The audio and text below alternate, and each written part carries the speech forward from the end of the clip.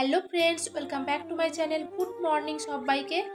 জন্মাষ্টমীর অনেক অনেক শুভেচ্ছা, ছোটদেরকে অনেক ভালোবাসা আর বড়দেরকে প্রণাম জানিয়ে আজকের ব্লগটা শুরু করছি। তো আজকে জন্মাষ্টমীর পুজো, মা স্নান টান করে দিয়েছে আর আমি স্নান করে ঠাকুর প্রণাম করে একেবারে রান্নাঘরে চলে এসেছি। আলুর দম আর লুচি বানাচ্ছি।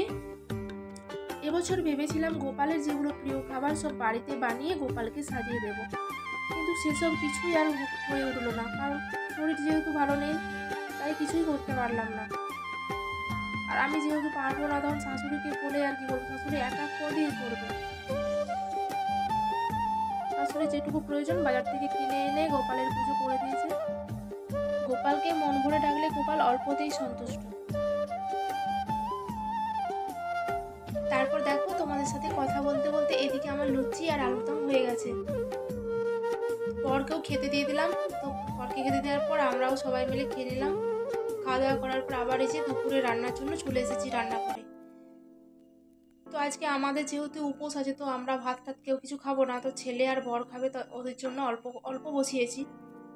এটাই বেড়ে যাবে, তো একেবারে আন্দাজ করে তো দুজনের জন্য করা যায় না। ছেলে তো খাই না, একদম অল্প খাই।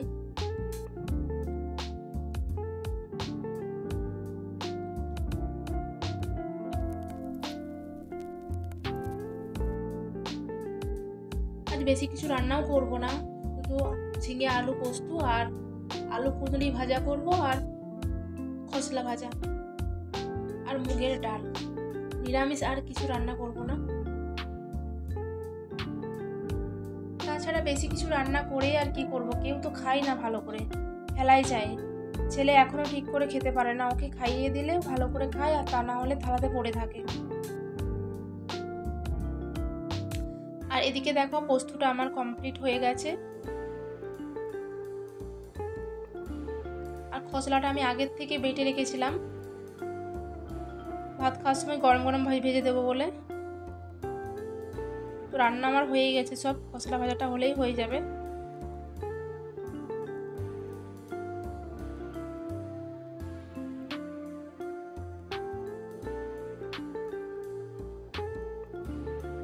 নিরামিষি খাবারে এরকম গরম গরম খসলা ভাজা খেতে খুব ভালো লাগে, আর চাপ চাপ মুগের ডাল।